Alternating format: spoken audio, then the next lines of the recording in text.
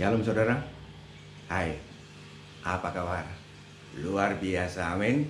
Oh, Tuhan kita memang luar biasa.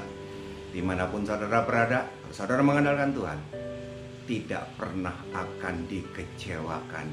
Ingat, karena saudara dan saya, kita semua berharga di hadapan Tuhan. Kesempatan hari ini kita kembali mau diberkati. Siap diberkati, amin. Tundukkan kepala, kita berdoa sebelum kita menikmati firman Tuhan. Terima kasih Bapak, kami butuh firman-Mu. Kesempatan hari ini kami izinkan Roh Kudus bekerja, berbicara kepada setiap kami pribadi lepas pribadi. Urapi hamba-Mu Tuhan, persiapkan jemaat-Mu dimanapun mereka berada Tuhan. Ruangan dan waktu tidak akan bisa membatasi kuasa Allah melalui firman yang luar biasa, menerobos semua dinding, menerobos semua kemustahilan, menerobos semua ketidakmungkinan. Dan kami melihat bagaimana Tuhan luar biasa bekerja melalui firman-Nya. Berbicara kepada setiap kami Bapak, dalam nama Yesus kami siapkan hati kami. Haleluya, amin, haleluya. Saudara, siap diberkati, amin. Mari kita buka firman Tuhan. Firman-Nya kesempatan hari ini kita buka dalam Markus 2. Markus 2 ayat 13 sampai dengan 17. Markus 2 ayat 13 sampai dengan 17. Kita akan baca bersautan Markus 2 13 sampai dengan 17. Sudah sampai di sana semuanya, amin. Saya bacakan buat saudara. Sesudah itu Yesus pergi lagi ke pantai danau, dan seluruh orang banyak datang kepadanya, lalu ia mengajar mereka. Kemudian ketika ia berjalan lewat di situ, ia melihat Lewi anak Alfeus duduk di rumah cukai. Lalu ia berkata kepadanya, "Ikutlah aku." Maka berdirilah Lewi lalu mengikuti dia. Kemudian ketika Yesus makan di rumah orang itu, banyak pemungut cukai dan orang berdosa makan bersama-sama dengan dia dan murid-muridnya, sebab banyak orang yang mengikuti dia.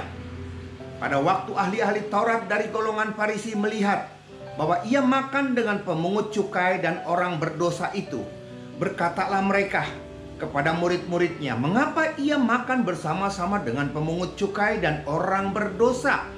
Yesus mendengarnya dan berkata kepada mereka, "Bukan orang sehat yang memerlukan tabib, tetapi orang sakit.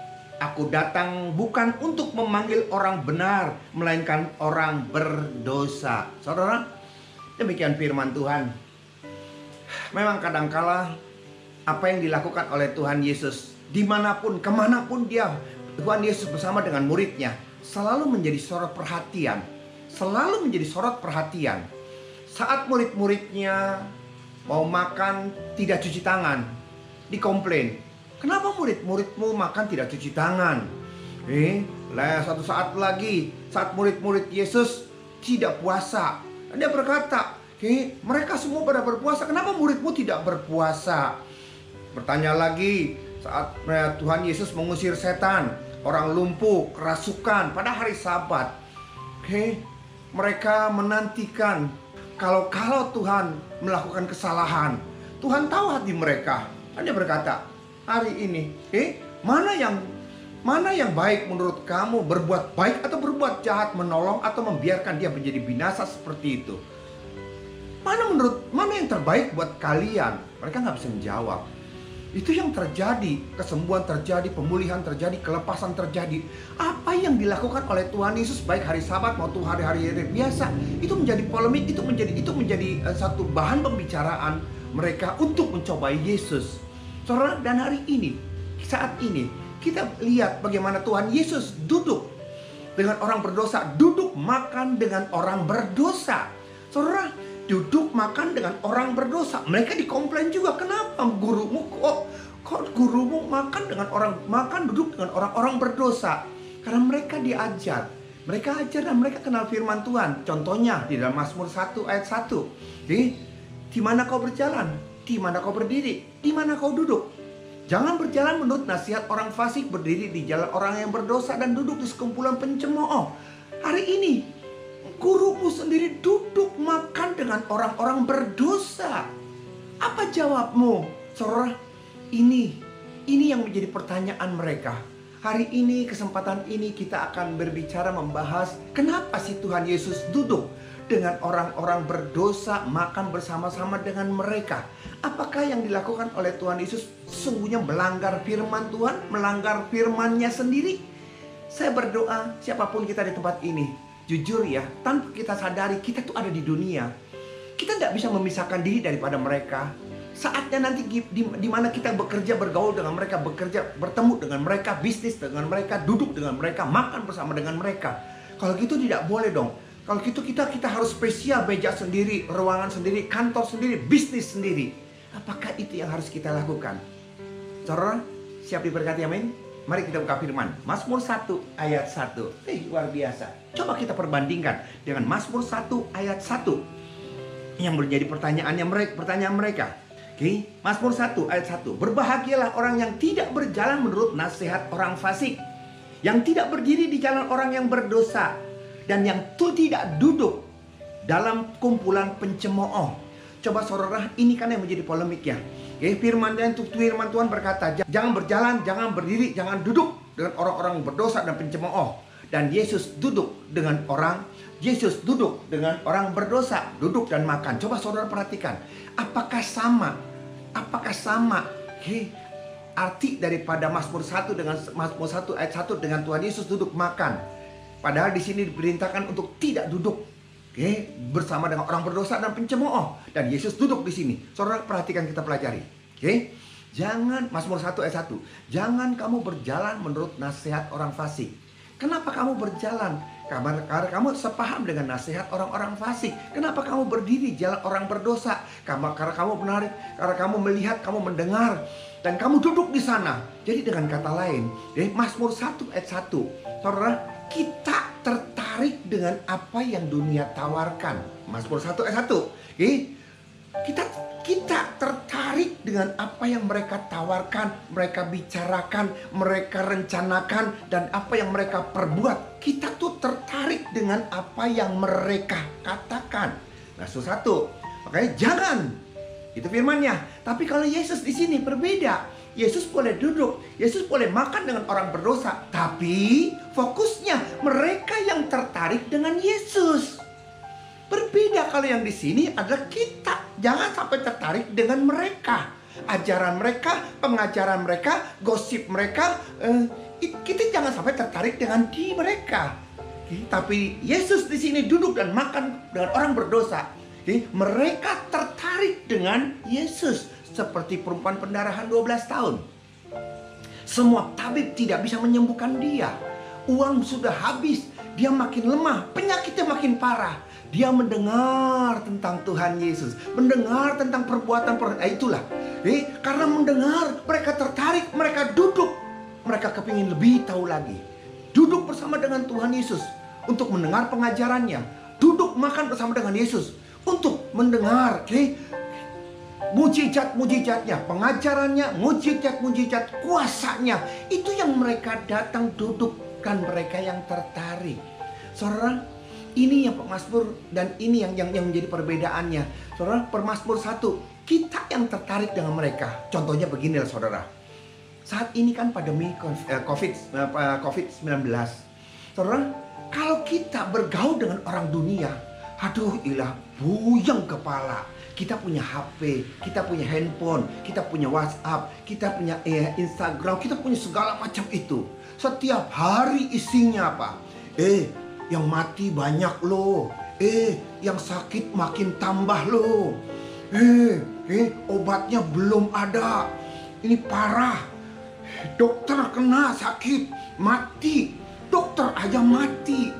Bagaimana kita? Di WhatsApp itu yang dikirimkan oleh teman-teman, oleh siapapun kalangan, itu membuat kita takut, itu membuat kita gentar, itu membuat kita jadi cemas. Karena sampai ada kabar pendeta, pengerja ikut terinfeksi dan mati. Kalau pendeta saja, kalau jemaat saja terinfeksi seperti itulah, kita seperti apa nih? Bagaimana jadinya ini? Saudara, maaf ya, firman-Nya berkata, kamu akan menjadi seperti imanmu. Jadilah sesuai dengan imanmu. Jadilah sesuai dengan kepercayaanmu. Saudara, apapun yang kita lihat akan menjadi besar. Dan apa yang tidak kita lihat akan menjadi kecil. Kalau kau melihat masalah, setiap hari yang kau lihat masalah, problem, pergumulan, setiap hari yang kau lihat itu akan menjadi begitu besar dan menakutkan. Dan apa yang kau tidak lihat, Tuhan jadinya sedemikian kecil dan tidak berdayanya. Itu hati-hati. Dan itu kan yang terjadi. Berapa banyak orang yang menjadi kambing hitam, berapa banyak orang yang menjadi viral. Emang tujuannya seperti itu. Itu tujuannya seperti itu. Apa yang terjadi di dalam WhatsApp? Hati-hati ya, tidak pakai masker kena denda. Orang sudah pakai masker tapi cuman kelihatan cuma seperti ini, kena denda. Ada orang lagi di dalam mobil sendirian pakai AC, nggak pakai masker. Ada dia masker, dia berpikir kalau dia turun dia pakai masker. Lah di mobil sendiri AC, ya udah nggak usah ditutup. Siapa yang mau ketularan, kena lagi denda. Jadi kita di sini yang melihat segala sesuatu seperti itu, kita makin takut, kita makin khawatir. Jadi ini peraturannya seperti apa sih? Kita mesti seperti apa? Mulailah para penggosip, orang-orang fasik, orang-orang berdosa, mulailah mendiskreditkan. Ini pemerintah mau cari duit, ini seperti itu yang membuat kita jadi kotor. Dan kita jadi takut di situ. Kita jadi cemas di situ. Mau dibawa kemana? Makanya pemazmur berkata, hati-hati, jangan kau berjalan menurut nasihat orang fasik, berdiri di jalan orang berdosa, duduk sekumpulan orang pencemooh. Karena apa? Karena kamu tertarik dengan apa yang mereka tawarkan. Itu hati-hati. Saudara, malah kalau Tuhan itu berbeda. Tuhan boleh duduk dan makan dengan orang berdosa, tetapi orang berdosa memfokuskan dirinya kepada Yesus. Itu yang berbeda. Itu yang membuat berbeda, dan mereka akan melihat bagaimana pengajarannya, bagaimana kuasanya yang luar biasa, bagaimana mujizatnya bisa terjadi, apa tujuan segala sesuatunya. Dan dengan berkumpul duduk bersama dengan Yesus, terjadi hal yang luar biasa. Apa yang terjadi? Kita lihat coba dalam firman Tuhan, Lukas 19 ayat 5. Lukas 19 ayat 5. Ketika Yesus sampai ke tempat itu, ia melihat ke atas dan berkata, Zakeus, segeralah turun, sebab hari ini aku harus menumpang di rumahmu. Ini lebih lagi, bukan duduk, nginep di rumah Zakeus. Siapa Zakeus? Kepala rumah, kepala cukai. Jadi orang berdosa. Saudara, kita berkata gini, wah Tuhan Yesus kelewatan banget, duduk aja nggak boleh. Dia tidur di rumah orang berdosa. Saudara, dan akibatnya kita lihat, saudara, akibatnya kita lihat di dalam ayat ke-7. Tetapi semua orang yang melihat hal itu bersungut-sungut, katanya, ia menumpang di rumah orang berdosa. Tuh kan? Jadi, apapun yang dilakukan oleh Tuhan Yesus, yang mereka lihat itu ada yang di luar. Nggak boleh duduk. Ini kurang ajar, bukan duduk, tidur dia di sana. Mereka semua bersungut-sungut, mereka semua komplain. Ini bagaimana sih? Lihat akibatnya. Kita lihat ayat 8. Tapi Zakeus berdiri dan berkata kepada Tuhan, Tuhan, setengah dari milikku akan kuberikan kepada orang miskin, dan sekiranya ada sesuatu yang kuperas daripada seorang, akan kukembalikan 4 kali lipat. Wow, luar biasa. Kata Yesus kepadanya, hari ini telah terjadi keselamatan kepada rumah ini, karena orang ini pun anak Abraham. Itu tujuannya. Yesus duduk bahkan berkumpul dengan orang-orang berdosa. Tujuannya itu adalah seperti itu. Mereka yang tertarik kepada Yesus, bukan Yesus tertarik dengan apa yang mereka ajarkan. Dan akhirnya pertobatan terjadi, keselamatan terjadi. Zakeus diberkati, Zakeus diselamatkan. Ada amin? Itu yang luar biasa. Saudara, kenapa Yesus duduk dengan orang-orang sepengumuman seperti itu? Karena untuk itulah dia datang. Perhatikan, coba kita lihat di dalam Roma 10 ayat 14 sampai dengan 15. Luar biasa. Tetapi bagaimana mereka dapat berseru kepadanya jika mereka tidak percaya kepada dia? Bagaimana mereka dapat percaya kepada dia jika mereka tidak mendengar tentang dia? Bagaimana mereka mendengar tentang dia jika tidak ada yang memberitakannya? Dan bagaimana mereka dapat memberitakannya jika mereka tidak diutus? Seperti ada tertulis, betapa indahnya kedatangan Yesus. Mereka yang membawa kabar baik, siapapun yang membawa kabar baik, betapa bahagianya, betapa indahnya. Oke, bagaimana orang bisa berseru-seru? Kalau mereka tidak percaya kepada Dia, bagaimana orang bisa percaya? Kalau mereka tidak mendengar, bagaimana orang bisa mendengar? Oke, dan percaya kepada Dia kalau tidak ada yang diutus. Saudara, segala sesuatu, dan untuk itulah Tuhan Yesus datang ke dunia, mengutus Yesus, korbankan anaknya, duduk di sekumpulan orang pencemooh, duduk di sekumpulan orang berdosa, bukan tertarik dengan mereka, tetapi membuat mereka tertarik. Oke, saudara, dan firman yang luar biasa kita lihat dalam Yohanes 4 ayat 31-32. Sementara itu murid-muridnya mengajak dia, katanya, Rabi, makanlah. Akan tetapi ia berkata kepada mereka, kepadaku ada makanan yang tidak kamu kenal. Luar biasa, saudara. Saudara, luar biasa seperti ini, saudara. Yesus datang makan bersama dengan mereka. Mereka makan yang disajikan, tapi buat Yesus, merekalah makanan Yesus. Luar biasa. Saya ulang, Yesus makan dengan mereka. Mereka makan yang disajikan, tapi buat Yesus bukan makanan itu, merekalah makanan Yesus. Itulah tujuannya. Kenapa Yesus duduk bersekumpulan dengan mereka, orang berdosa? Karena itu tujuannya. Kalau Dia tidak duduk, bagaimana mereka bisa mendengar? Kalau mereka tidak duduk, bagaimana mereka bisa percaya? Kalau mereka tidak duduk bersama dengan mereka, Tuhan Yesus bersama dengan mereka, bagaimana mereka bisa tahu siapa Yesus? Saudara, hari ini kita ada tempat ini. Pilihan di tangan saudara. Pilihan di tangan saudara. Oke? Pilihan di tangan saudara. Saudara tertarik dengan apa yang dunia tawarkan tuh setiap hari tuh? Itu berita-berita yang seperti itu yang membuat kita takut, yang membuat kita khawatir, yang membuat kita cemas. Apakah itu akan menjadi makanan sehari-harimu? Kalau itu menjadi makanan sehari-harimu, engkau akan seperti ini, engkau akan seperti ini. Aduh, batuk aja, gitu, ketakutan kita. Kita batuk aja jadi ketakutan, udah paranoid kitanya. Oh, jangan-jangan orang pikir kita ini kena sakit. Pilek aja kita takut, bangkis aja kita jadi takut. Sesuatu penyakit yang menurut kita dulu itu biasa. Tapi hari ini nggak pakai masker, nggak percaya diri. Batuk aja kita takut, bangkis kita takut. Ketemu dengan orang kita takut, jangan-jangan OTG, orang tanpa gejala. Jadi kita di sini udah melihat orang adalah sebagai musuh kita. Jangan-jangan dia sudah sakit, jangan-jangan dia OTG. Oke, dagang susah, bisnis susah, buka toko susah, kerja susah. Apakah itu yang akan menjadi perhatian kita setiap hari? Atau pilihan yang kedua, Filipi 2 ayat 8 sampai dengan 11. Firman-Nya berkata gini, dan dalam keadaan sebagai manusia ia telah merendahkan dirinya dan taat sampai mati, bahkan sampai mati di atas kayu salib. Itulah sebabnya Allah sangat meninggikan dia dan mengaruniakan kepadanya nama di atas segala nama, supaya dalam nama Yesus bertekuk lutut segala yang ada di langit dan yang ada di atas bumi dan yang ada di bawah bumi, dan segala lidah mengaku Yesus Kristus adalah Tuhan bagi kemuliaan Allah Bapa. Apakah ini yang menjadi fokus kita? Dia dalam keadaan sebagai manusia, dia tidak melakukan segala sesuatu, dia meninggalkan segala sesuatu. Dia mengosongkan diri, mengambil rupa seorang hamba. Dan ini yang terjadi. Apa yang ada di dalam dunia ini semuanya punya nama.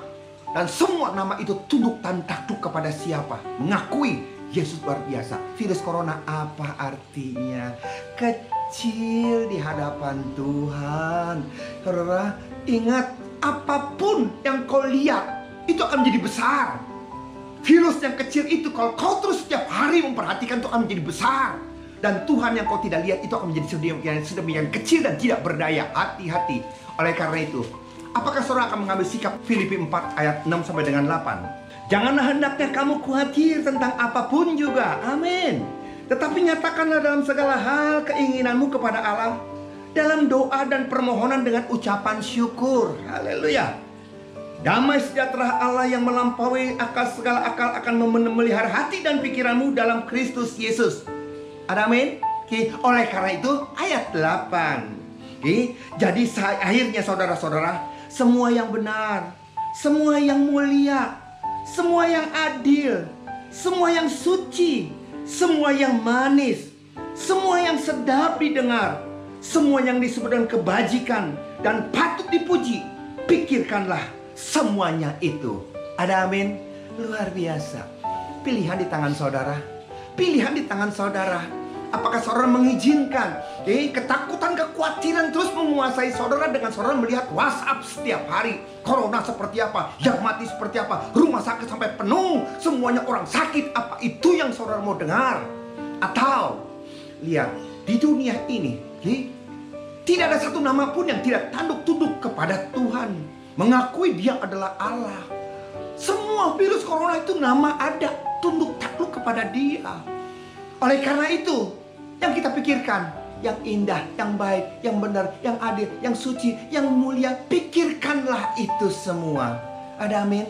Dimanapun saudara berada, sebagai hamba Tuhan, jangan salah pilih. Jangan salah pilih. Kau akan jadi seperti apa yang kau pikirkan. Kau akan menjadi seperti apa yang kau imani. Hari ini kita di tempat ini, percayalah, virus corona tidak ada artinya. Tuhan kita lebih dari segala-galanya. Oleh karena itu, pikirkanlah yang baik, yang adil, yang suci, yang mulia. Apa yang disebut dengan kebajikan, pikirkanlah itu. Bukan pikir-pikiran yang sia-sia, yang tidak ada manfaatnya. Amin. Tundukkan kepala kita berdoa. Haleluya. Terima kasih Bapa. Kebenaran firman-Mu mengingatkan kepada setiap kami. Masalah, problem, pergumulan. Kami tidak mau itu semua menarik perhatian kami sehingga mengecilkan Tuhan kami. Kami melihat segala sesuatu sudah ditaklukkan oleh Engkau, dan kemenangan sudah Kau berikan kepada setiap kami. Tetapi kami tidak mau memfokuskan diri kami kepada Allah yang luar biasa.